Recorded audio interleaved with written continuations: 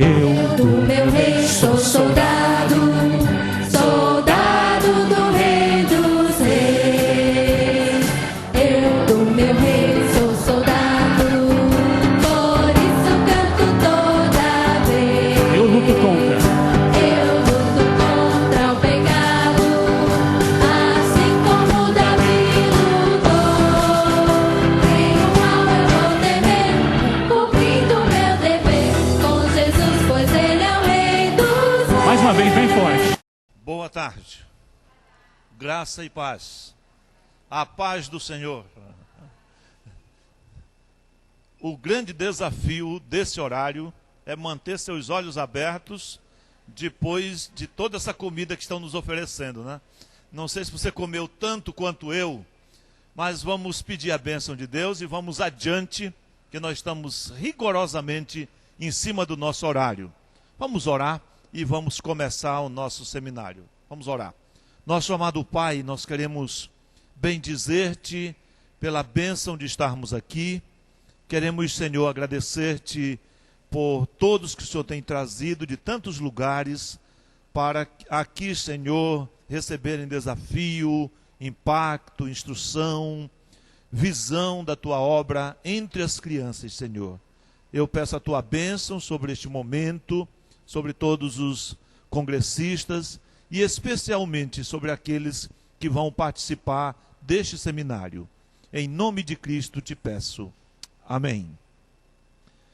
Quero dar boas-vindas a vocês. Meu nome é Antônio Paulo e eu tenho trabalhado com a APEC desde 1975. Talvez a metade de vocês ainda não existia nessa época. Eu trabalhei inicialmente de 75 até 88. Eu trabalhei como obreiro de tempo integral da organização, atuando em várias áreas da obra nacional.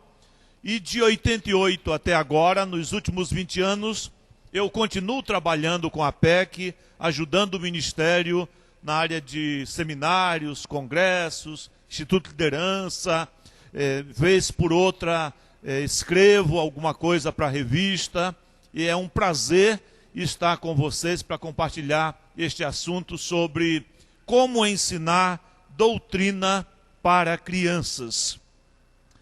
Não sei se você já percebeu o fato de que a Bíblia sempre deu muita importância à doutrina. Tanto no Antigo como no Novo Testamento, nós encontramos repetidas vezes a palavra de Deus falando sobre a importância da doutrina. Por exemplo, neste mesmo livro que nós estamos estudando, nessa epístola, a epístola aos Colossenses, que nós estamos ouvindo desafios pelo Dr. Shed nessa semana, ali mesmo em Colossenses 2:22, o apóstolo adverte os crentes sobre o perigo das doutrinas que são preceitos de homens e que não vêm de Deus.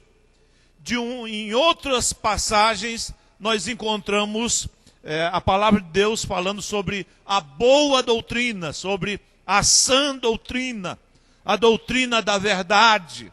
E a palavra de Deus até fala no Antigo Testamento, em que Deus mesmo fala que Ele deseja que a sua doutrina goteje como a chuva.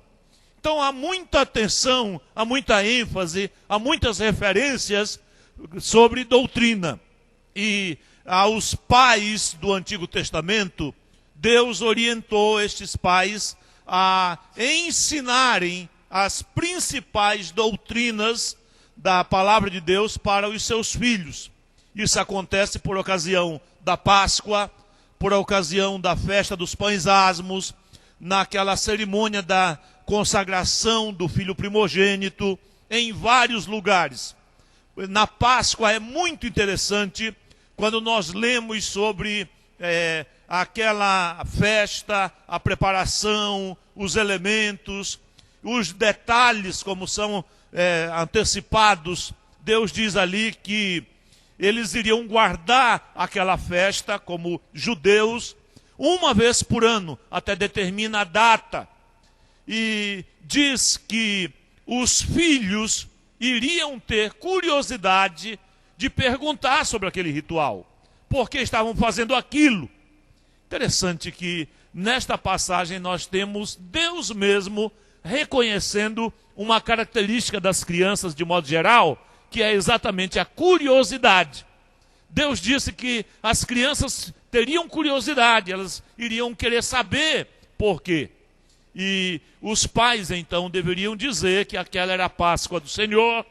Por causa da morte do Cordeiro, a nação tinha sido liberta da escravidão do Egito, depois de estarem ali escravos por 430 anos. Levando em conta que Cristo é o nosso Cordeiro Pascal, então ali nós temos uma ilustração clara sobre o ensino da libertação e da salvação através do sangue do Cordeiro. Depois nós lemos sobre a festa dos pães asmos.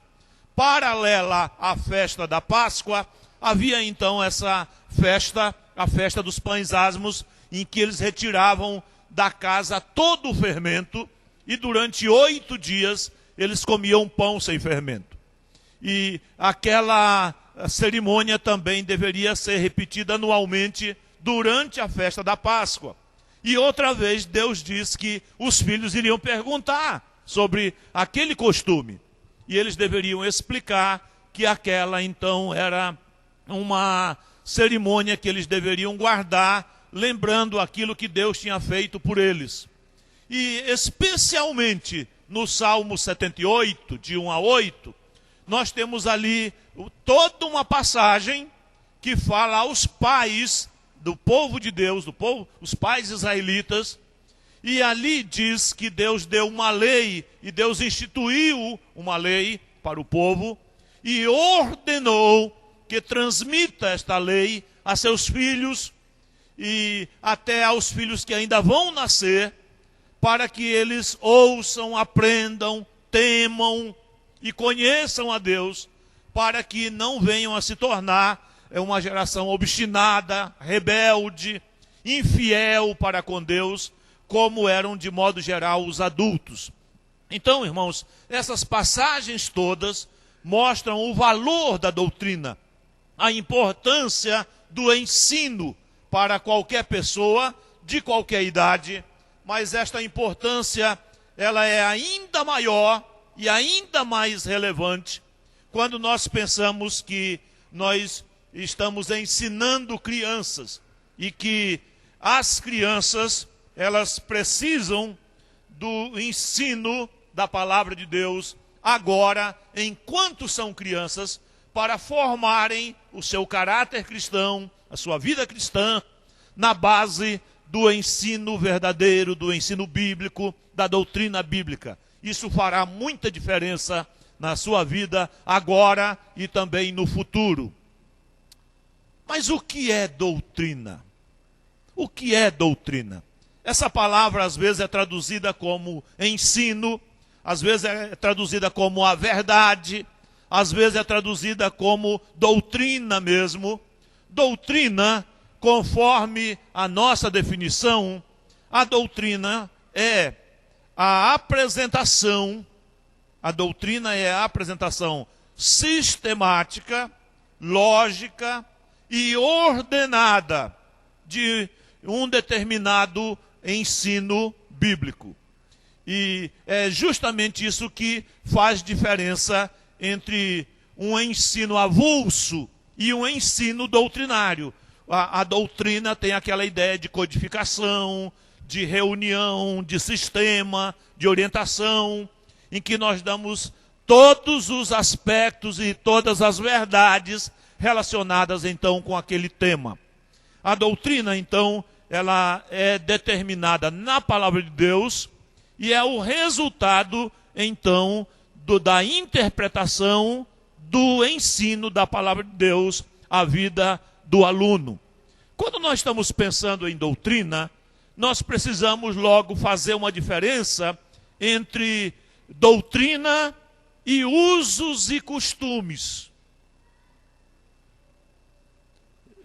acho que nós temos aqui muitas igrejas, muitas denominações, e nós temos muitos costumes diferentes. Por exemplo, na sua igreja, celebram a ceia quantas vezes no mês? Há igrejas que acham que devem celebrar a ceia do Senhor todo domingo. Há outros que celebram uma vez por mês. Isso não é doutrina, isso é costume. Por quê? Porque em nenhum lugar da Bíblia nós temos orientação sobre quantos dias, quantas vezes no mês, ou no dia, ou na semana, podemos realizar batismo ou realizar a ceia do Senhor. Cada igreja tem o seu costume, né? Há igrejas que permitem que a mulher passe um batom. Tem outros que é uma blasfêmia, né? Usar uma pintura é uma coisa do mundo, é uma coisa de Jezabel, né? A Bíblia nada fala sobre batom. Então essa questão do uso, do costume, da prática, fica mais ou menos aberto para a preferência e para a orientação daquele corpo, tá certo? Não vou nem entrar aqui no mérito da questão se está certo ou está errado. Só estou querendo que você veja a diferença de que uma coisa é ensino bíblico e outra coisa é o nosso costume, as nossas práticas, que podem ter base bíblica, mas podem não ter, tá certo? Então, quando nós falamos de doutrina bíblica, de ensinar doutrina para a criança, nós estamos falando então de ensinar alguma coisa que tem apoio bíblico, tem base bíblica, que claramente a palavra de Deus ensina aquilo, tá certo? Então essa é a diferença entre a doutrina e o costume. A doutrina é a verdade determinada, estabelecida e revelada por Deus. Deus revelou primeiramente aos profetas, nos dias do Antigo Testamento, depois ele nos falou pelo Filho, no início do Novo Testamento, e por fim, ele revelou a verdade da palavra de Deus aos apóstolos, que foram também os autores do Novo Testamento. A questão é, para que ou por que ensinar doutrina para criança? Muitas vezes eu tenho ouvido pessoas com esse questionamento.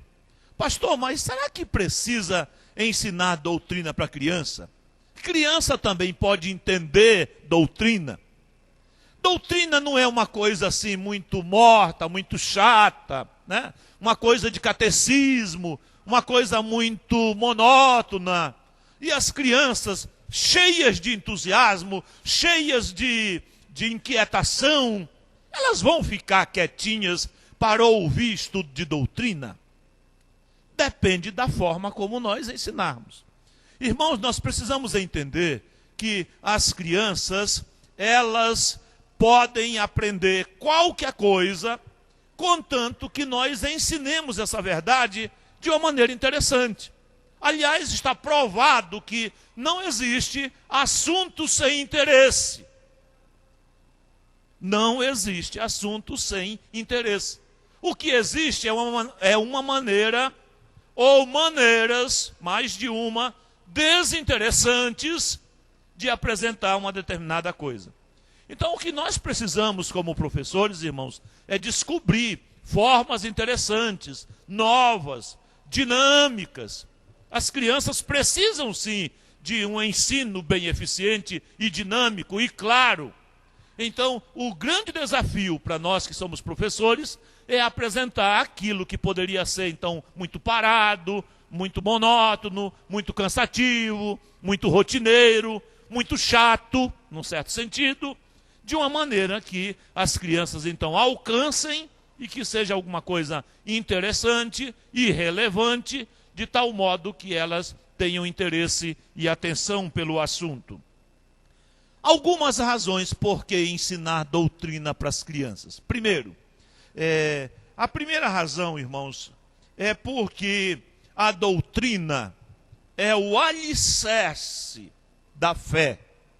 é a base de tudo que nós somos, de tudo que nós vamos fazer, de todo o nosso comportamento.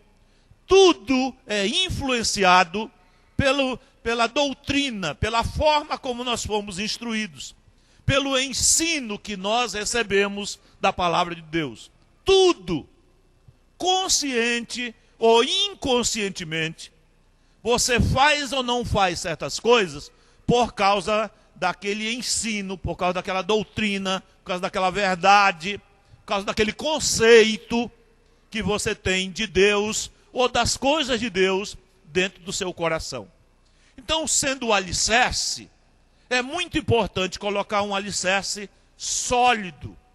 E deixe-me falar uma coisa para vocês, com toda a minha franqueza. Irmãos, qualquer pessoa precisa de base para a sua vida espiritual, mas principalmente as crianças.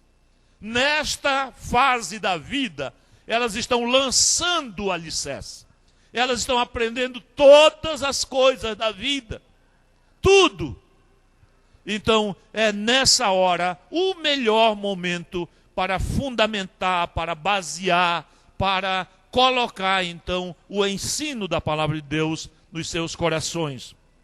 Eu estava na Aliança quando a APEC comprou, no início dos anos 80, o terreno que hoje está erguido, o prédio, que é a sede nacional da APEC lá em São Paulo. E no início, quando a APEC comprou aquela propriedade, além do terreno, tinha muito pouca coisa. E o que valia muito era o terreno, mais até do que a construção que estava naquele local. A construção era uma casinha velha, bem velha, pequena, inadequada para o trabalho da missão, mas o terreno na porta do metrô era muito precioso. E logo que a APEC comprou, começou um processo para demolir e erguer o prédio que hoje existe, um prédio de 3 andares, que foi levantado e que foi inaugurado em 1985 para ser a sede nacional da APEC. Mas o que eu quero lhe contar é que tão logo demoliram a casinha velha, pequena, que não iria servir mesmo para levantar o novo prédio. Olha, a missão, ela contratou uma construtora que veio com máquinas imensas, fez um grande buraco imenso. Gente, na minha ignorância de construção, eu não imaginava quão grande é o tamanho para dentro, no chão, quão grande é o alicerce para se construir um prédio de 3 andares. Quando você vê um prédio de 30, de 50 andares, você imagina o quanto tem de fundamento terra abaixo, no chão. E lá então abriram aquele buraco imenso e começaram a colocar ali dentro concreto, massa, cimento, ferro, muita coisa, trabalhando praticamente noite e dia. E eu, na minha ansiedade, já tinha visto a planta como seria, doido para antecipar o projeto. Eu cheguei perto do engenheiro da obra e disse: e aí, Livingston, quando é que vai sair o prédio da APEC? E ele deu um risozinho assim para mim, como disse: coitado, esse aí não entende nada de construção, né? E ele disse: Paulo, se há uma área onde a gente não pode errar e onde a gente não pode falhar, é no alicerce. Porque vai ser exatamente essa parte que vai dar sustentação a todo o prédio. Nunca esqueci aquela história. E quando eu penso então que a doutrina é o alicerce, é a base, né? Muitas pessoas têm vida espiritual muito incerta, muito frágil, muito insegura, vida espiritual cuja casa balança muito contra qualquer tempestade. Muitas vezes falta para elas mais ensino, mais fundamentação, mais alicerce, mais Bíblia, né? Para que tenham então uma vida espiritual mais forte, mais resistente, mais sólida, mais segura, que não estremece por qualquer dificuldade. Então as crianças, elas precisam de doutrina para, com a doutrina, nós colocarmos então essa fundamentação, este alicerce. Além disso, as crianças e nós também, adultos, irmãos, nós vivemos num mundo em que é muito hostil, de modo geral, às coisas espirituais. Não que não haja muita religião nesse mundo, mas o que existe, de modo geral, é falso e é errado. Nós precisamos, então, ensinar, fundamentar nossos alunos, para que eles possam discernir. Há muita tentação, há muito apelo, há muito materialismo, há muita promiscuidade, há muita religião falsa, né? E quem não tem doutrina vai ser logo enganado, vai ser levado por todo o vento de doutrina. Essa é outra figura bíblica que Paulo usa em Efésios 4,14. Então, como é, de modo geral, o nosso mundo? Número 2 aqui diz que o nosso mundo é um mundo materialista. Isso quer dizer que, de modo geral, as pessoas estão muito voltadas para o que é material, para dinheiro, para coisas, para ter, e não tanto para ser.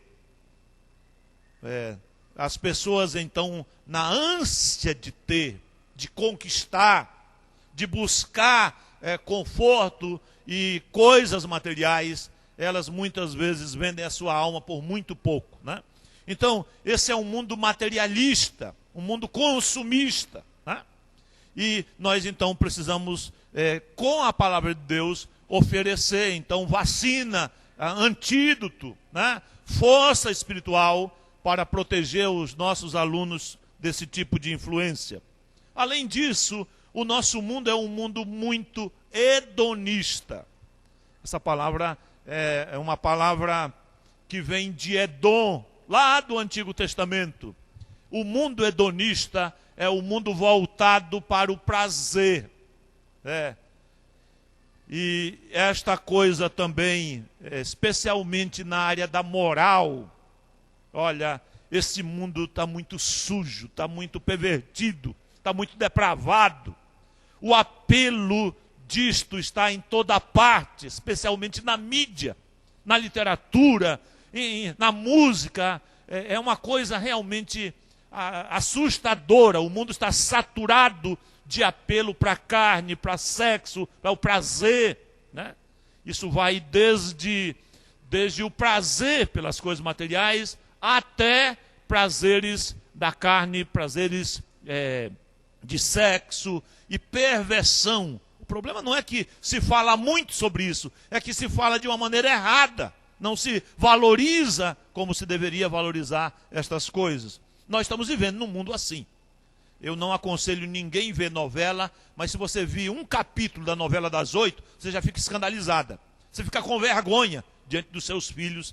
Tão grande é a baixaria, é a apelação, sexo derramado dentro da sua casa, sem nenhum escrúpulo, cada vez mais explícito, que até nós adultos e velhos, como no meu caso, a gente fica envergonhado diante dos nossos moços, dos nossos filhos, então nem pensar, né? O mundo é um mundo hedonista, é um mundo humanista. Quer dizer que o homem está no centro de tudo, tudo é dele, tudo é para ele, tudo é voltado para ele. Isso cria, então, egoísmo, isso cria agnosticismo, isso cria ateísmo e todas essas influências que vêm, então, da centralização, do endeusamento do homem. E, por fim, nós estamos vivendo num mundo cheio de ocultismo e ensinos falsos na área espiritual. Eu não sei se você já notou como tem crescido a busca pelo ocultismo, por horóscopo, por cultos orientais, por todo tipo de experiência transcendental, yoga e tantas outras coisas que estão fazendo parte do currículo das crianças, da vida das crianças, a sociedade. Estas coisas estão entrando dentro das academias e de clubes, onde os nossos filhos frequentam de modo geral, né? Até nas escolas de inglês resolveram importar a festa da bruxa dos Estados Unidos para os nossos filhos se vestirem de demônios, de bruxa, e os pais acham uma gracinha, sem ver que isso é um culto ao demônio. A bruxa não deixarás viver, diz a Bíblia, né? Então, nós estamos vivendo num mundo assim, gente. Não tem absoluto, não tem limite. Aliás, essa é uma característica desse nosso mundo pós-moderno. Não existe limite, não existe verdade, não existe absoluto. O que é bom para mim pode não ser para você, o que é para você não precisa ser necessariamente bom para mim. Cada um faz aquilo que bem entende e aquilo que acha melhor. Pronto, essa é a maneira do mundo viver, de modo geral. Não é à toa que nós estamos vendo coisas cada vez mais chocantes, cada vez mais escabrosas, cada vez mais agressivas no comportamento do homem tido como um homem moderno, né? Mas esse é o mundo mau que nós vivemos, o mundo cão, um mundo sem Deus, um mundo apelativo, né? Um mundo voltado para as coisas materiais e não para as coisas de Deus. E quando aparece alguma ideia de religião, é religião falsa. Não está realmente ensinando a verdade, a doutrina, aquilo que é certo, aquilo que conduz à salvação. De modo geral, é assim. Os crentes continuam sendo uma minoria. Então, irmãos, por todas essas razões, nós precisamos doutrinar bem os nossos filhos. Eles estão, então, naquela fase de colocar o fundamento para construir a vida. Eles estão cercados por todo tipo de influência ruim. E nós não temos como isolar nossos filhos, e nem devemos. O que precisamos realmente é, em contrapartida a estas coisas, oferecer então um ensino bíblico, um ensino doutrinário, um ensino forte, para que elas mesmas possam julgar essas coisas e então rejeitar, sabendo o que é de Deus, o que não é. Para isso, precisa haver então muito ensino.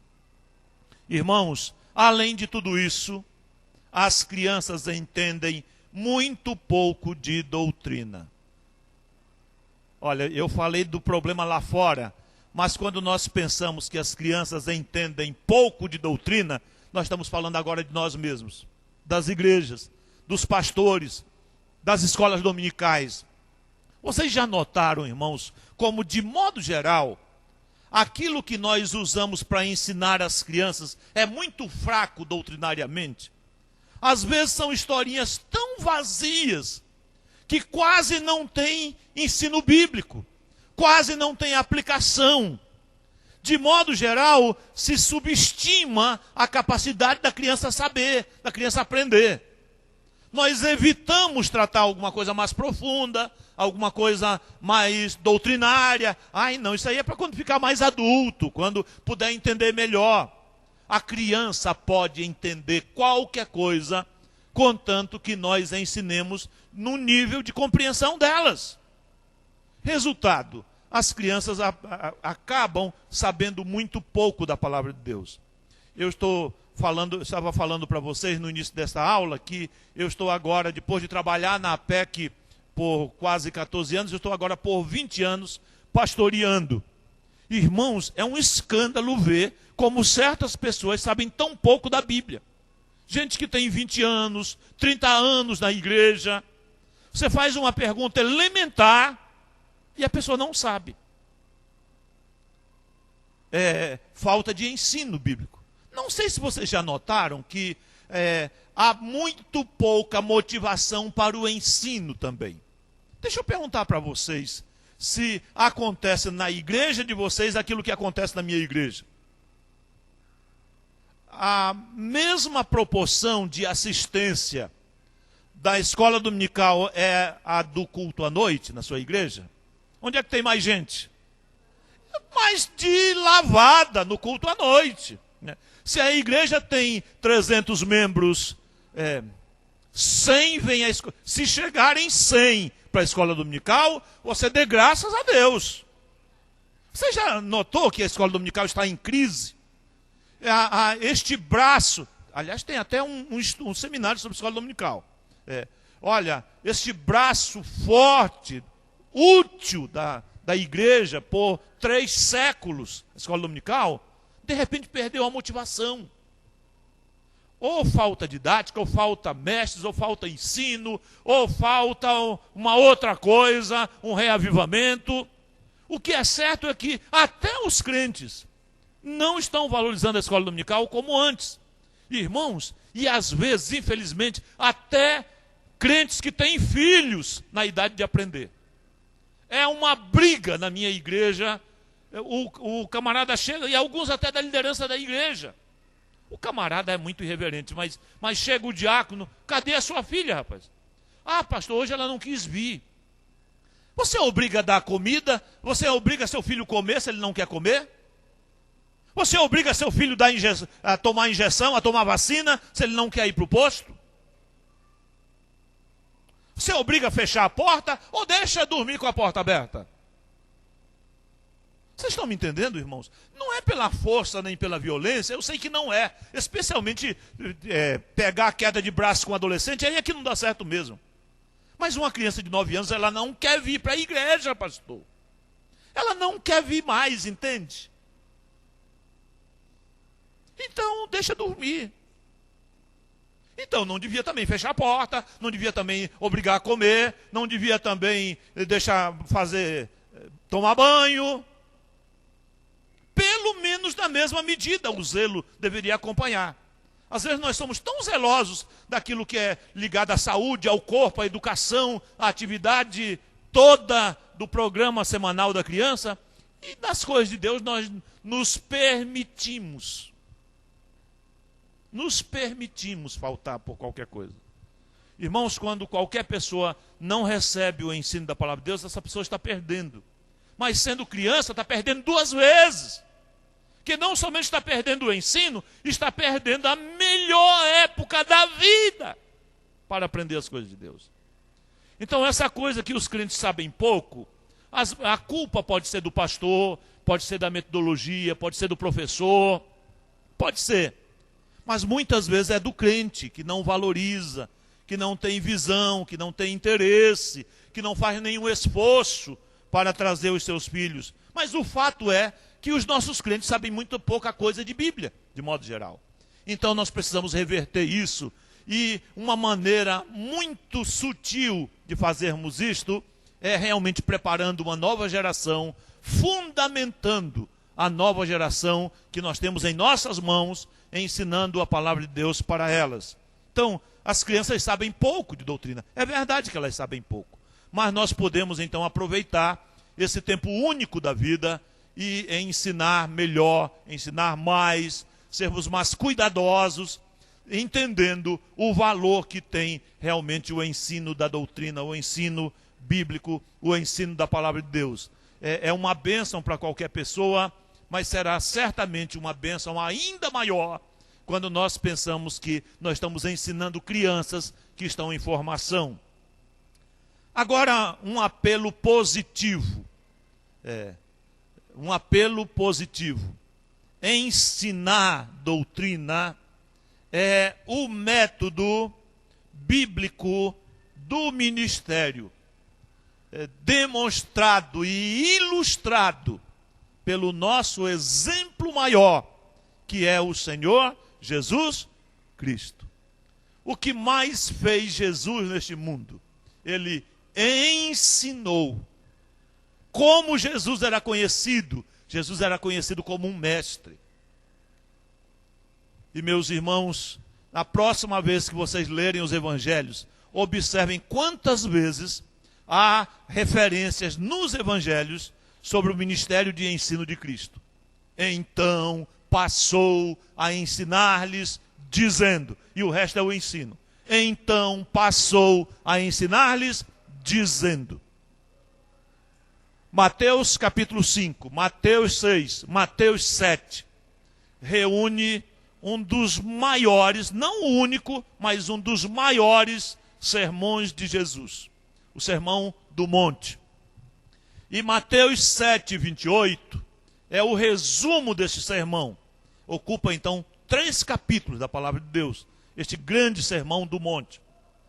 E Mateus 7, 28 diz que quando ele encerrou o seu sermão, as multidões estavam maravilhadas da sua doutrina, porque ele ensinava como quem tem autoridade, e não somente como os escribas, naquela coisa então tacanha, devagar, monótona, parada, como alguém que faz uma coisa só a vida toda, o tempo todo. Então, o estímulo e o incentivo, e há uma grande razão, talvez a maior, para nós zelarmos pela doutrina, vem então do nosso próprio Salvador, o Senhor Jesus Cristo.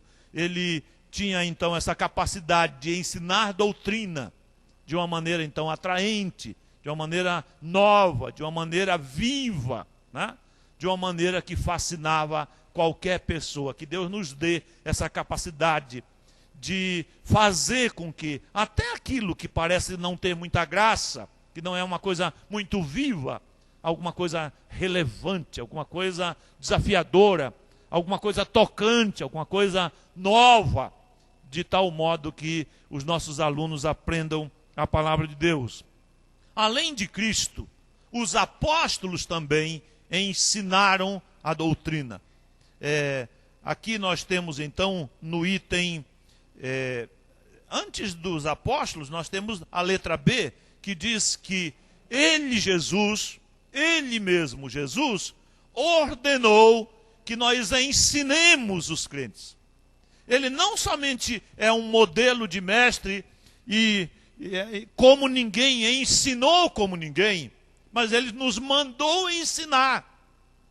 Isso fala muito de perto para nós que somos professores. E aqui nós temos esse texto que certamente quase todos vocês ou todos vocês conhecem bem. Eu vou pedir para alguém ficar de pé e ler Mateus 28, 19 e 20, por gentileza. Quem achar pode ficar de pé e ler.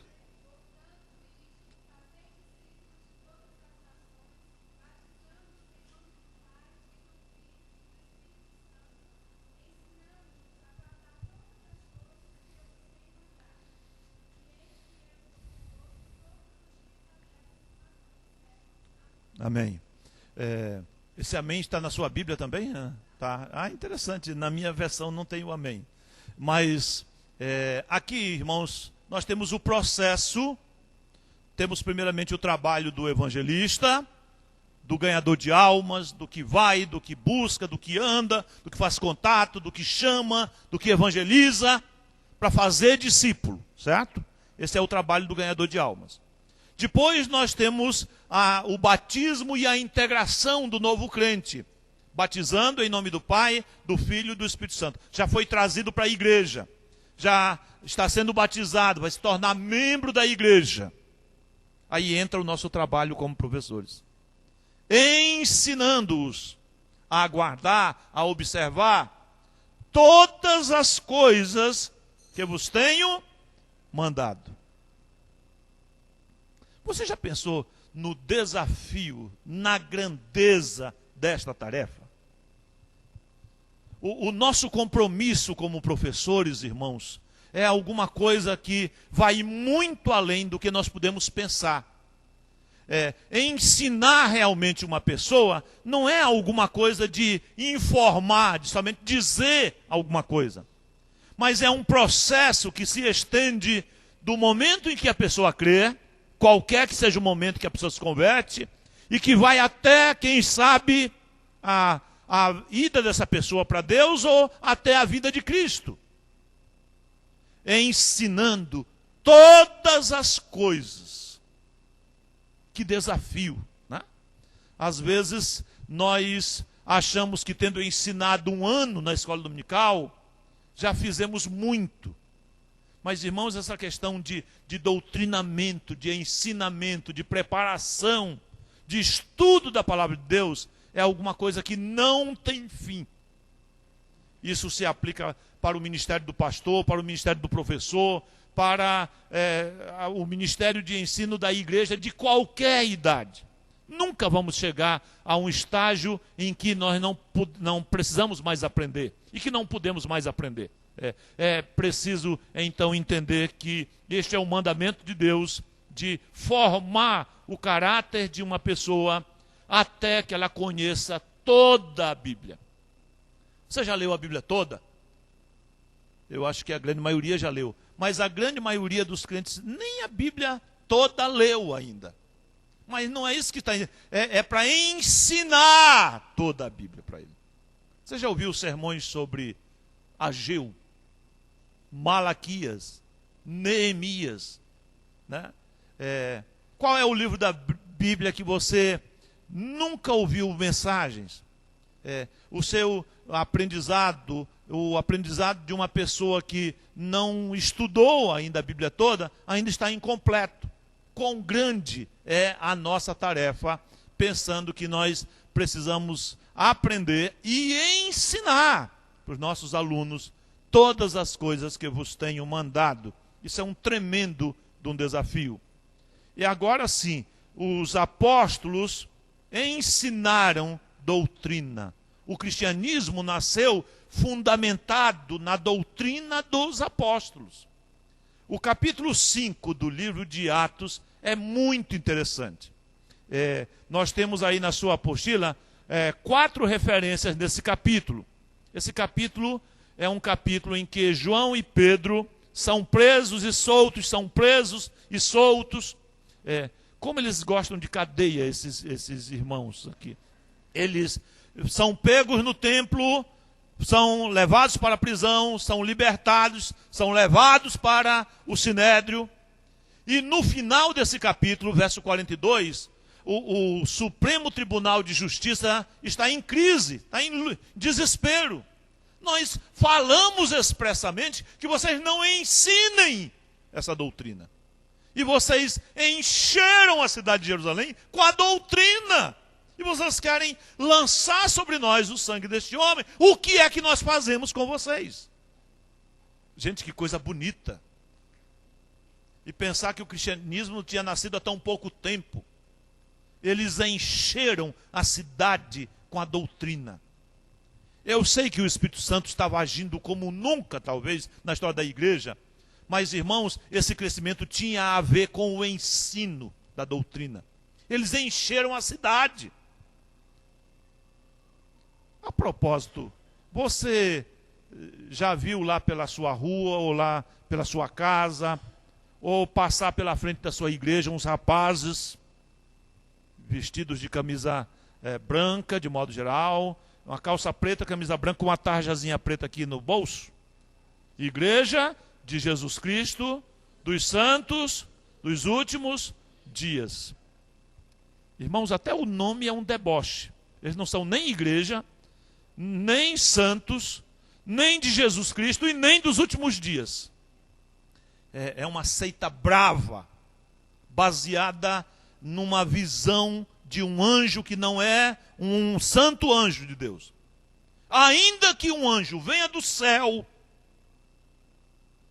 então o mormonismo está descartado. Ainda que, nesse absurdo, que um anjo do céu iria trazer alguma coisa contrariando tudo que Deus já fez e ensinou, é o caso deles. Seja anátema. Mas, irmãos, o que eu quero dizer sobre essas pessoas não é a base falsa da doutrina deles, não. Isso é muito relevante aqui para estudo de doutrina. Mas é o fato de que essas pessoas são diligentes. Vocês já notaram como essas pessoas saem de casa em casa? Muitos daqueles moços, eles são estrangeiros, eles vêm dos Estados Unidos, de outros lugares. E eles trabalham dioturnamente, gente.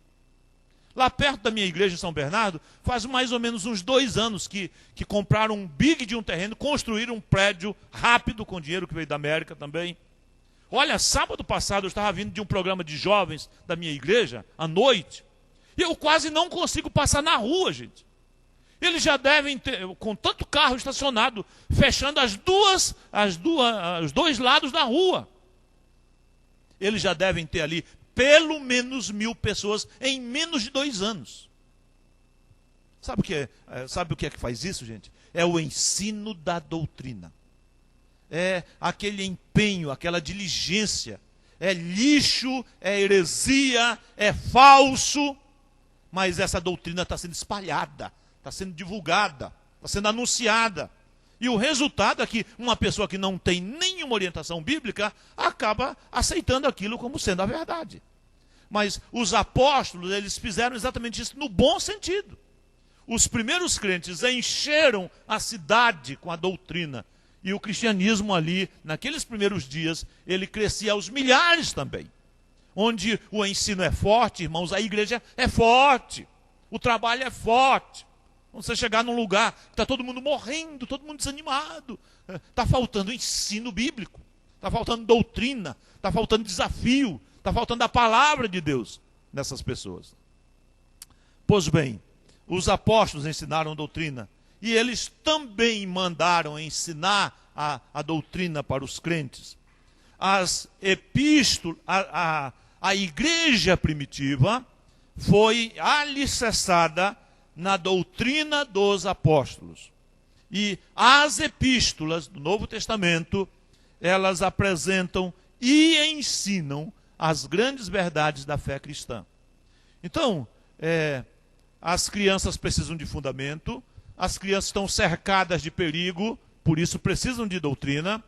As crianças estão dentro de um cristianismo que valoriza pouco o ensino, onde o ensino, de modo geral, é fraco. Então, em contrapartida, nós temos esse exemplo maravilhoso e supremo do nosso Salvador, e que vem da história do cristianismo, mostrando a importância e o valor da verdadeira doutrina. A questão é, como é que nós vamos ensinar? Tudo certo, doutrina é importante, mas como é que nós vamos ensinar? Não somente por quê, mas como. O que eu tenho aqui? Por quê? Por quê? Não está passando do porquê, né? Me disseram que tinha tudo aqui, não precisava trazer laptop, nem multimídia, e eu estou com um laptop que não é o meu, então eu estou meio tateando aqui. É porque ensinar, e etc. Vamos ver se entra aí. Como ensinar? Acho que chegou. Como ensinar doutrina? Então, pastor, tudo certo, é importante, tem valor, mas como é que nós vamos ensinar doutrina? Aqui nós temos alguns princípios para levarmos em conta, para tornar o ensino compreensível e aceitável pelas nossas crianças. Estes princípios aqui, irmãos, não são princípios apenas do ensino para criança, mas eles se tornam ainda mais verdadeiros quando nós estamos pensando em ensinar a criança, que elas, mais do que ninguém, precisam então de um ensino que passa por esse crivo. O primeiro princípio é o princípio da simplicidade. Nós temos que fazer com que aqueles termos difíceis, teológicos, aqueles termos pesados, aqueles termos inacessíveis, religiosos demais, tenham então uma conotação de simplicidade, de clareza.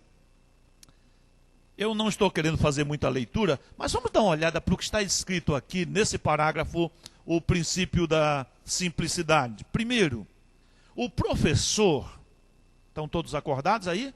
Né? Tem alguém que está presente só em espírito ou que está de corpo, mas o espírito está longe? Tem essa coisa, né? Tem crente que não vem para a conferência. Pastor, eu não posso ir para a conferência, para o congresso da APEC, mas eu vou estar em espírito. Você já viu essas conversas? E tem outros que estão de corpo presente, mas o espírito está longe, está muito longe. Quantos espíritos nós temos aqui ouvindo essa aula que nós não conseguimos ver? Princípio número 1, o princípio da simplicidade. O professor tem que apresentar o assunto de modo claro e compreensível, usando termos que são comuns e dentro da compreensão das crianças. Isso parece óbvio, mas em se tratando de ensino bíblico, não é tão óbvio assim. Olha aqui algumas razões. Lembremos-nos que a Bíblia é um livro oriental, nasceu lá no Oriente, do outro lado do mundo. Nós somos ocidentais. Nem todo costume do Oriente nós praticamos aqui. Maneira de pensar, etc. A Bíblia é um livro antigo. Nós somos modernos. Tá? A Bíblia é um livro espiritual. Nós somos materiais e carnais, de modo geral, no nosso raciocínio. A Bíblia é um livro com diferentes estilos de literatura e linguagem. Leve em conta todos estes itens na hora de ensinar e esteja certo que o ensino está claro o suficiente para ser compreendido.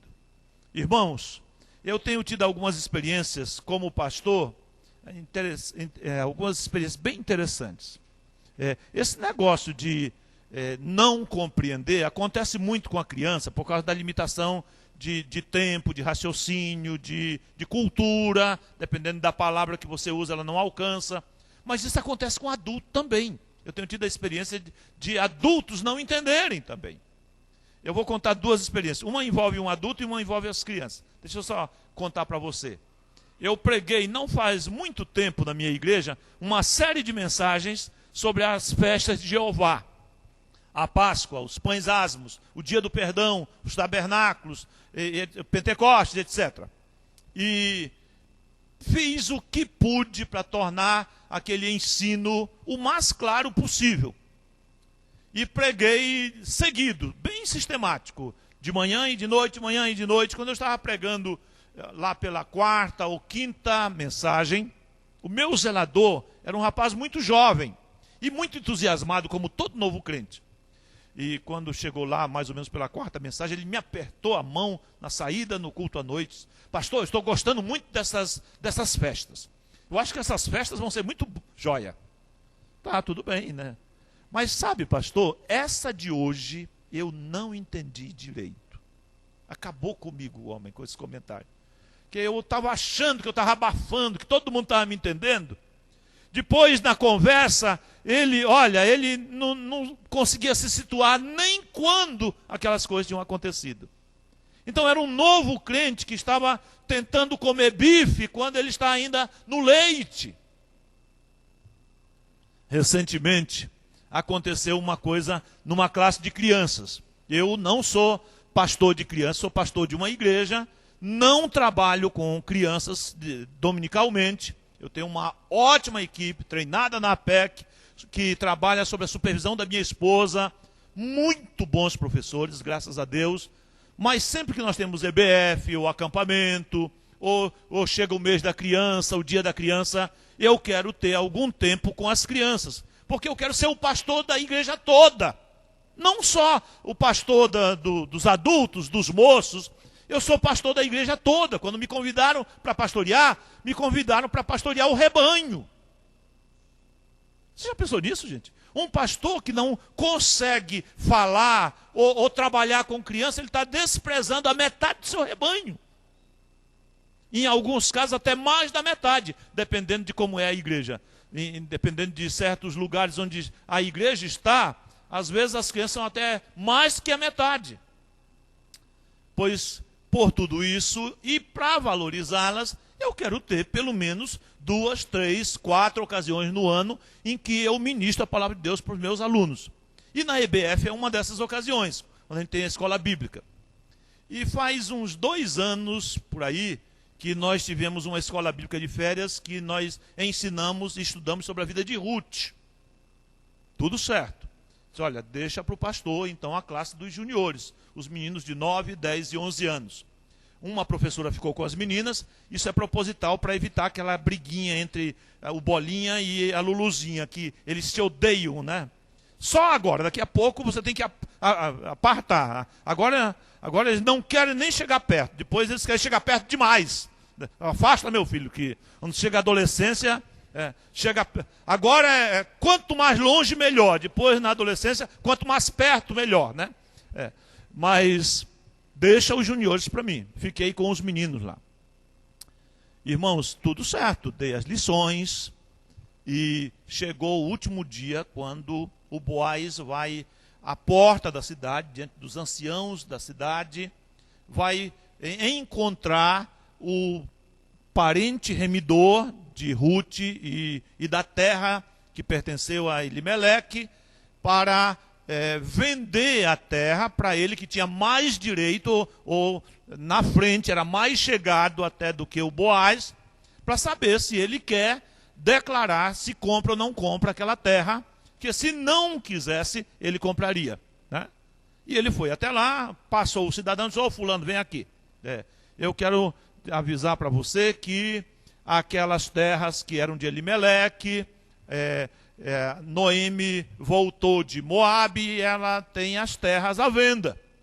Só que, se você quiser comprar, você tem o direito, você está na minha frente, você é mais chegado do que eu na família, para ser o parente remidor.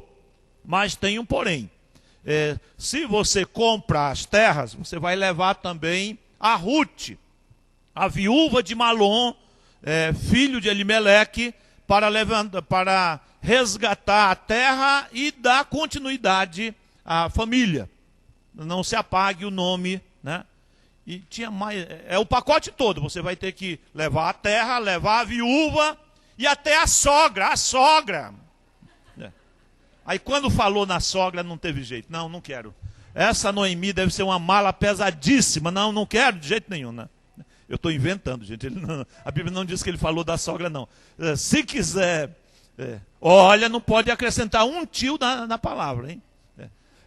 Eu estou inventando aqui para vocês acordarem, porque comer como vocês comeram e vir para cá 2 horas, gente, né? Tinha que levar tudo, né? Mas a Noemi era mesmo uma mala pesadíssima, aquela mulher amarga, aquela mulher... chegaram as mulheres festejando, não é essa Noemi, 10 anos depois. Fechou o tempo. Vocês não me chamem de Noemi. Eu sou uma mulher amargurada, e é Deus que tem me dado essa amargura. Eu saí daqui ditosa, bonita, gatíssima. Olha o estado que eu voltei. Caída, né? Velha, acabada, né? Não, isso ela disse mesmo. Eu estou falando com um pouco de humor, mas ela tinha mesmo uma tendência a ser uma mulher amarga, uma mulher, né? Mas deixa para lá, a sogra e tal. Vamos continuar com a história. Então o pretenso remidor da Ruth disse: não, eu não quero, com todas essas imposições, eu não quero. Então compro eu a terra e me caso com a Ruth, a moabita, que foi esposa de Malom. E o que eles fizeram? Para selar esse compromisso? Quando você se casa, o que você recebe para ter uma certidão, uma certeza que você se casou mesmo? Você recebe uma certidão. Quando você compra uma terra, o que você faz? E o que eles fizeram? Trocaram a sandália. Meus irmãos, olha, 30 e tantos anos de APEC, como é que eu vou explicar isso para esses meninos, né? Fiz o que pude para dizer que aquilo era uma escritura, para todos os efeitos, estava oficial, diante dos anciãos da cidade. Era uma escritura pública, que estava diante das testemunhas. E ainda assim, uns ficaram me olhando assim. Eu não sei se eles entenderam o que eu estava querendo dizer. Com aquela história de troca de sandália valer como certidão de casamento e certidão de compra de propriedade. Então, a Bíblia é um livro muito simples. Não sai daqui com aquela ideia de que é uma coisa só de teólogos, de clérigos, né? Não é. Mas, irmãos, também não é uma coisa tão simples assim. Você explicar certas coisas, nós precisamos realmente de muita sabedoria, de muito tato, de muito jeito para colocar as coisas sem sermos desleais, sem sermos desonestos com as Escrituras. Tá certo? Então, essa questão da simplicidade é vital. Isso está claro, isso está compreensível. O aluno vai me entender do jeito que eu quero que ele me entenda. Entendeu? É muito importante você passar o seu ensino, e principalmente ensino doutrinário, que já tem aquela tendência de ser uma linguagem toda própria, com termos que não são comuns, que podem tornar ainda mais difícil a compreensão. Número 2 aqui, nós temos o princípio da atração. Não somente o princípio da clareza, gente, mas o princípio da atração. O nosso ensino deve ser atraente, deve ser desejável, deve ser gostoso, deve ser leve. Você já tentou dar comida para alguém que não quer comer? Você tem filhos? Eu sou pai de 3 filhos, todos são adultos. Mas olha, eu tinha uma que tinha que implorar para comer. E tinha um outro, até hoje, guloso. Eu tinha que implorar, para de comer, né? Tinha 2 extremos na casa. Mas, irmãos, quando você tem uma criança que ela não quer comer, come, não gosto, come logo. Né? Você tem que partir do princípio, irmãos, que nem todos os alunos, especialmente as crianças que vêm para a sua classe, elas estão ali porque elas estão desejosas de aprender. Nem todas essas crianças estão motivadas pelo ensino. Né? Muitas delas você tem que atraí-las para aquilo, que vai vir, quer queira, quer não, vai virando uma rotina, vai ficando uma coisa parada. E se você não for muito criativo, não variar seus métodos, fica realmente uma coisa muito chata. Então, como é que eu posso transformar este ensino leve, atraente, bonito, bom, compreensível? Senão, não tem jeito, gente. Se uma lição já é difícil de acompanhar com todo aquele enredo, com toda aquela sucessão de acontecimentos, imagine uma coisa sistemática, que você vai batendo o versículo, conferindo, como é o caso da doutrina, que você reúne um tema, não tanto um enredo. Né? Embora você possa usar também o enredo para ensinar uma determinada doutrina, mas em geral a doutrina tem aquela ideia mesmo de sistema, de organização, de uma coisa de ir conferindo, somando, para chegar a uma conclusão. O aluno muitas vezes tem muita dificuldade de acompanhar você numa coisa que tem que pensar muito, que demora muito, especialmente crianças que não são muito acostumadas a esse tipo de ensino nesse nível ou nessa metodologia. Então, é muito importante tornar o seu ensino atraente. E então o professor precisa tornar a aula atrativa para despertar o interesse do aluno. Neste sentido, um grande aliado do professor é o visual. Então, visualize de alguma maneira, sempre que puder, visualize. Um visual clareia, motiva, chama atenção, concentra o raciocínio naquela imagem, e é muito favorável você usar então o visual para isto. Número 3 aqui, o princípio da lógica e do sistema. Não ensine de uma forma pingada, de uma forma fortuita, como alguém que hoje toma café, amanhã toma leite, amanhã toma chocolate, amanhã toma chá, hoje come feijão, amanhã come bife, amanhã come arroz, amanhã, sei lá. É melhor, em se tratando de doutrina, é melhor ensinar uma verdade só, em que você vai construindo sistematicamente, vai apresentando de uma maneira lógica, caminhando para uma conclusão. Então é melhor ensinar menos e ensinar melhor. É melhor ensinar uma verdade só, que o aluno aprenda bem, do que tentar ensinar 4 ou 5 e no final tudo fica muito superficial e o aluno não aprende direito. Então, siga esse caminho aqui, o caminho da lógica. Esse mês eu vou ensinar sobre os anjos, eu vou ensinar sobre a salvação, eu vou ensinar sobre a santificação, eu vou ensinar sobre o dízimo, vou ensinar e siga naquela direção. O número 4 aqui também tem tudo a ver com esta parte de lógica e sistema. É o princípio da objetividade e da especificação. A gente aprende melhor aquilo que é direcionado, aquilo que é objetivo, aquilo que é específico. A propósito, vocês sabiam para onde vocês vinham quando vocês chegaram aqui ontem à tarde? Sabiam? Vocês tinham um objetivo? Alguns não sabiam porque não sabiam onde era o endereço, mas queriam vir para cá? Planejaram vir para cá? Vocês tinham uma meta? Tinham um objetivo? Tinham um propósito? Irmãos, ensinar é como sair numa viagem. É como estabelecer um projeto de uma viagem, em que você sabe com certeza para onde vai. E olha, quem não sabe para onde vai, não vai chegar a lugar algum. Até porque não sabe para onde vai. Imagine uma pessoa que sai sem rumo dentro de uma cidade como São Paulo. Nunca mais volta, né? Gente, então, o princípio da objetividade e o princípio da especificação. Vocês já notaram como nós temos uma tendência a sermos abstratos, vagos, superficiais naquilo que nós falamos? Há alguma alma desejosa de aceitar Jesus aqui? Tem alguma alma aqui hoje?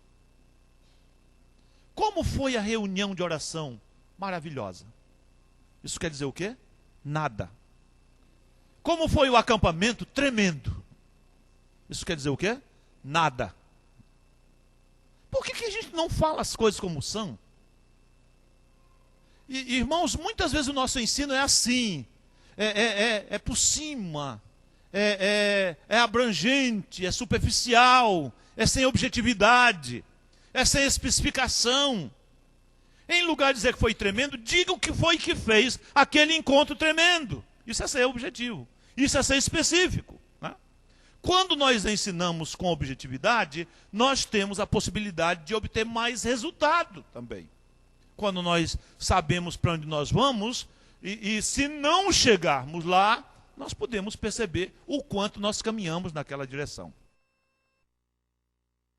Tá certo? Então, o princípio da objetividade, o princípio da praticidade. Praticidade. Tornar aquele ensino prático. De modo geral, as pessoas pensam de doutrina como alguma coisa para encher a cabeça. Alguma coisa que não é muito prática. Alguma coisa que não serve para muita coisa. Não deve ser assim, gente. Toda doutrina tem que resultar num fim prático. Tem que nos levar a um novo comportamento, a um fim ético. Se você ensina sobre oração, você terá que fazer algum desafio prático à oração. Você tem que localizar aquela pessoa, pelo menos em algumas situações, quando ela pode fazer uso daquele ensino, daquela ferramenta, daquela arma que é a oração. Para que serve? Praticidade. E principalmente, nós precisamos alcançar todos os alunos que nós temos na classe. E nós vamos ter sempre nas nossas classes crianças que são salvas, que precisam de edificação, e vamos ter também, muito provavelmente, sempre alguém que está ali que ainda não é salvo, que precisa ser conduzido à salvação. Este não salvo precisa receber um ensino sobre o Evangelho que o leve a tomar uma decisão ao lado de Cristo, e aquele que já é salvo precisa de algum desafio prático que proporcione algum crescimento cristão, alguma ajuda para a sua vida cristã. Muito obrigado, essa é uma boa lembrança. Você sabia que você conquistou agora um galardão? Jesus disse que nem um copo de água ficará sem recompensa. Eu não sei o que ele vai lhe dar. Eu entrei na casa de vocês não me deram água, não me ungiram os pés, não lavaram meus pés, não me beijaram. E veio essa mulher, desde que eu cheguei, não cessa de me dar água. Obrigado. Mas então, o princípio da praticidade. O ensino tem que se tornar prático. Tá? O ensino precisa ser elucidado. o princípio da elucidação. Objetividade, especificação, praticidade, elucidação. Eu vou passar bem depressa aqui. Nesses dois últimos, elucidar tem que ver também com esclarecer, com tornar aquele ensino alguma coisa que o aluno compreenda, que resolva problemas, que clareie. Tem muito a ver com clareza e objetividade. E fechando aqui essa questão dos princípios, eu quero demonstrar algumas coisas práticas. O princípio da oração. Eu não deixei para o final este item por ser o menos importante. Não. Irmãos, tudo isso é muito importante, cada um no seu lugar, mas nada substitui a ação do Espírito Santo. Quem é que convence? O Espírito Santo. Quem é que aplica a palavra? Quem é que regenera? Quem é que guia o salvo? É o Espírito Santo. Então, nós precisamos mesmo orar muito quando estamos ensinando coisas espirituais, para que o Espírito Santo faça o seu trabalho como nosso professor maior, revelando, ensinando, clareando, mostrando, iluminando e até usando aquele ensino para o crescimento espiritual da vida da pessoa. O sumário é, número 1, a lição é simples e fácil de compreensão, e de compreensão fácil. Senão, precisa trabalhar a clareza. 2, a lição é atrativa e fácil de ouvir, chamativa, leve, interessante.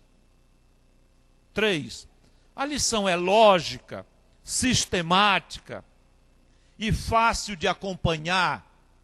É uma coisa que está sendo construída, é alguma coisa que é fácil compreender. 4, estou me concentrando objetivamente naquela verdade ou estou tentando ensinar demais? A lição tem aplicação prática para cada criança da classe. 6, a duração da lição, durante a lição, minha reação às perguntas e críticas que têm sido feitas é uma reação benéfica e positiva. 7, estou orando para que o Espírito Santo ilumine a mente dos meus alunos. E por fim, irmãos, nós temos aqui algumas sugestões de materiais e métodos que eu quero aproveitar para mostrar para vocês como um começo, se você ainda não tem feito isto. Primeiro, eu queria mostrar para vocês 2 lições desta série aqui que a PEC publicou, que é a série dos investigadores da Bíblia. Esta aqui é a lição 1, que fala exatamente sobre Deus. E eu vou dar para essa alma boa que me deu a água sem eu pedir. Como é Deus. E tem aqui um texto, e o outro eu vou dar para a primeira pessoa que ficar de pé. Mas eu ainda nem terminei de dar orientação, né? A primeira pessoa que ficar de pé e disser um versículo sobre a salvação. Crê no Senhor Jesus e serás salvo. Vem cá você, toma aqui. Dê uma salva de palmas para essas duas aqui. Se você quiser adquirir esses materiais, pergunta lá para a Isidora na livraria, que você poderá adquirir para comprar. Agora eu quero mostrar para vocês alguns materiais de meu próprio uso, que eu tenho usado nestas reuniões, acampamentos, CBFs, tanto com adulto como também com crianças. Dê uma olhada aqui para esse painel. Aqui eu tenho um pai e um filho e um menino muito peraltinha. Tudo que o pai diz, ele diz, não vou fazer. E naquele dia o pai se cansou e disse, seu moleque, você para de dizer não para as minhas ordens. E puxou a cinta e ia bater nele, ele saiu correndo, bum, lá na frente caiu e quebrou o pé, quebrou a perna. E além então de ter culpa por desobedecer o pai, ele também quebrou a perna e tinha que cuidar agora de como escapar do castigo, da culpa da desobediência, e como tinha que recuperar aquela perna quebrada, que se tornou a consequência de tentar fugir do castigo que a sua desobediência merecia. Então, ele tinha que primeiramente ser levado para o hospital, para colocar no gesso e na tração lá, para consertar aquele osso quebrado. E, por fim, ele tinha que pedir perdão para o seu pai e receber o perdão do seu pai, ou então a chicotada que ele merecia. Essa historinha eu tenho usado esses visuais propositais, assim, bem humorados e bem como os visuais que as crianças veem nos desenhos, para tornar leve, tornar simples, tornar atrativo. De modo geral, as figuras de Bíblia que você vê são vestidas à moda antiga, com aqueles trajes legítimos da época, mas para a criança de hoje não comunica muito. Então, uma coisa assim não é uma coisa irreverente, não é uma coisa que compromete o ensino, mas torna muito mais simples, muito mais fácil a compreensão, especialmente quando você fala de uma situação que envolve uma criança, que o apelo, então, do que aconteceu com o colega, torna, então, aquela realidade daquele ensino muito próximo. Então, aqui, irmãos, nós temos uma doutrina sobre a culpa do pecado, a depravação do pecado, nós temos a regeneração e nós temos a justificação. Doutrina da mais profunda possível, apresentada com uma historinha de dia a dia, com um episódio que foi até inventado para eu, então, esclarecer esse tipo de coisa. E a explicação, os detalhes, a base bíblica e tudo como acontece na vida do pecador é com você no seu estudo de doutrina.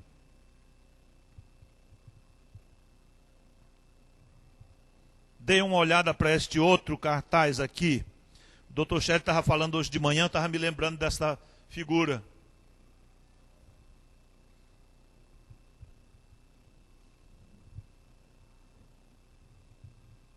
Aqui eu tenho a conversão, regeneração e o perdão. A primeira imagem mostra o homem e Deus separados. Esta é uma figura que representa Deus, esta é uma figura que representa o homem. E há uma inimizade entre Deus e o homem, porque Deus é justo, e tem então aquela barreira da santidade, da justiça, que Deus, sendo justo, ele nem pode olhar para o mal, nem pode ver o mal. E o outro lado, a outra barreira, é a barreira do pecado, que o homem é pecador e gosta de fazer exatamente aquilo que desagrada a Deus. Então cria-se uma situação de afastamento, de inimizade de Deus e o homem. Mas Deus nos amou primeiro.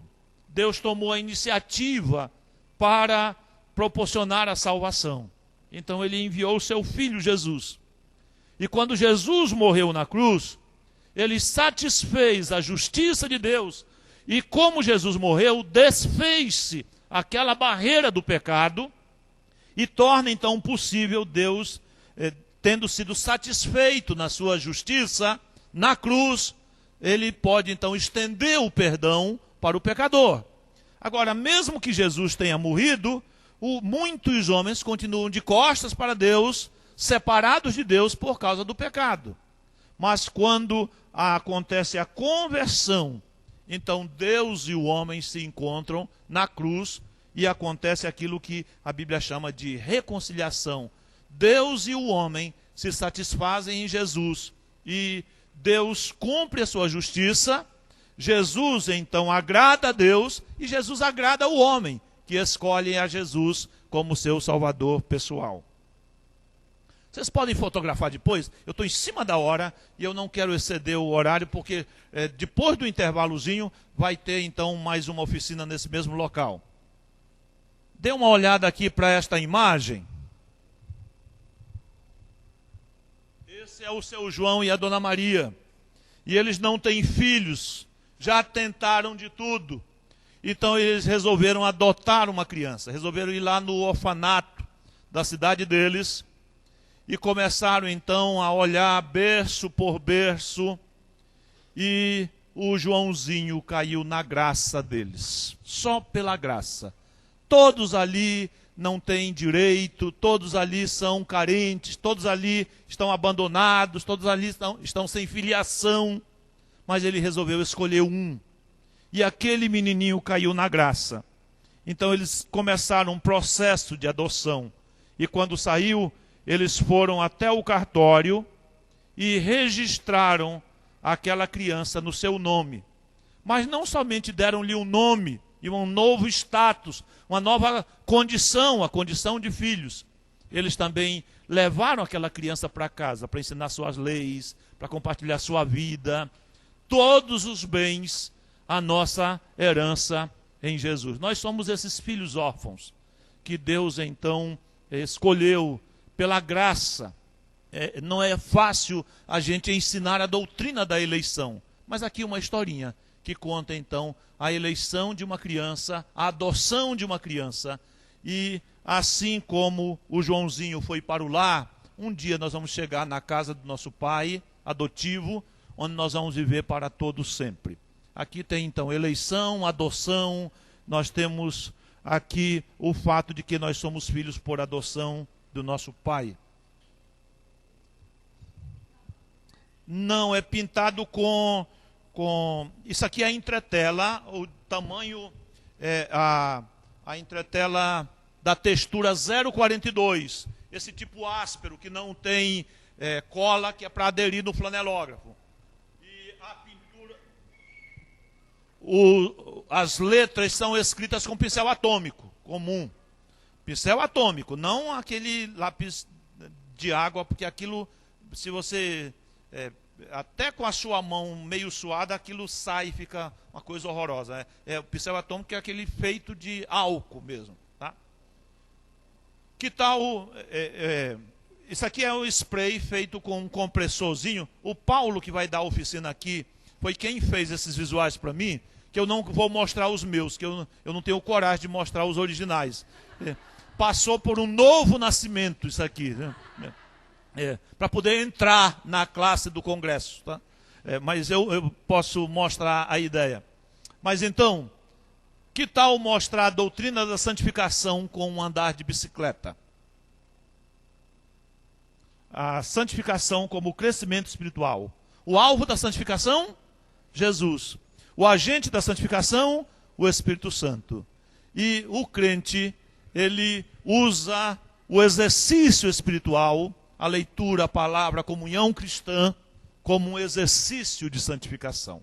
Então nós temos em Cristo todos os recursos para uma vida de crescimento espiritual, de santidade e serviço ao nosso Deus.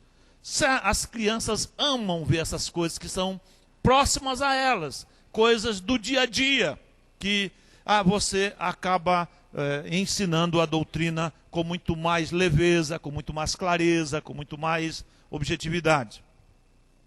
Eu tenho mais um aqui.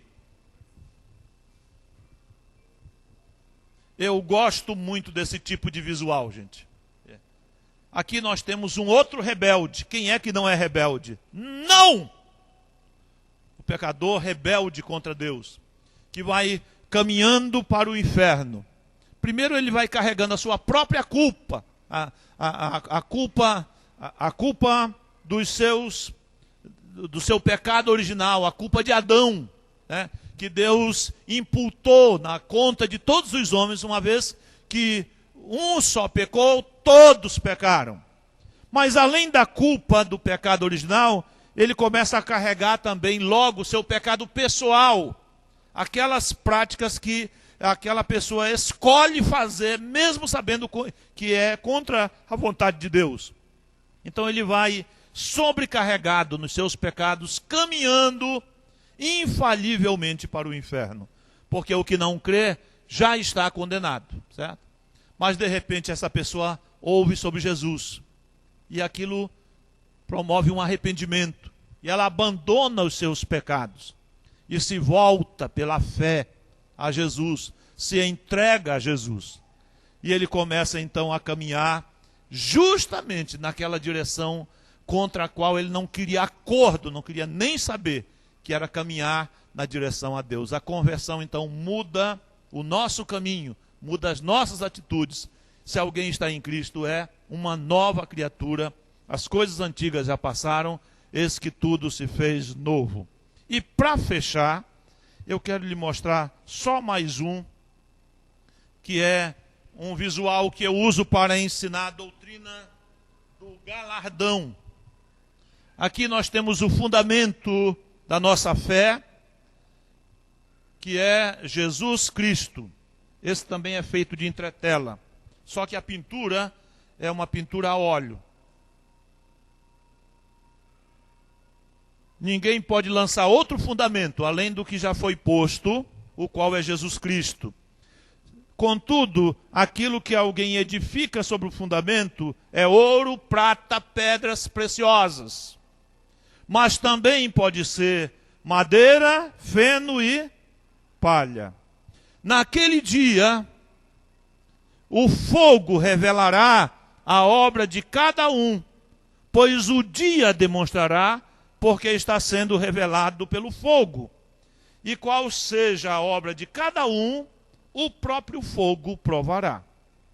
O que acontece com uma casa de madeira, feno e palha quando você toca fogo? Sobra nada. O que acontece com uma casa de ouro, prata e pedras preciosas quando você toca fogo? Ela permanece. Se a obra de alguém permanecer, esse receberá galardão. Então, aqui nós temos os galardões para aqueles que constroem de um material eterno, permanente, para a glória de Deus, a coroa da vida, a coroa da justiça, a coroa incorruptível, a coroa de gozo para aqueles que são fiéis no serviço a Cristo. A doutrina do galardão, a doutrina da recompensa, feita com uma imagem comum, cotidiana, de dois tipos de casas, com materiais diferentes, uma obra que permanece e uma obra que perece quando passa pelo juízo, pela avaliação de Deus no dia do julgamento. Vamos ensinar doutrina. As crianças precisam fundamentar a sua fé. É agora a hora de ensinar as verdades bíblicas. Elas estão num ambiente de perigo. Elas precisam de fundamentação. E você é o instrumento que Deus quer usar para fundamentar, não somente contar historinha, mas ensinar profundo. E elas podem aprender. Você vai se surpreender como elas entendem, se você falar a linguagem delas. Amém? Muito obrigado, bom intervalo e até a próxima aula. Obrigado.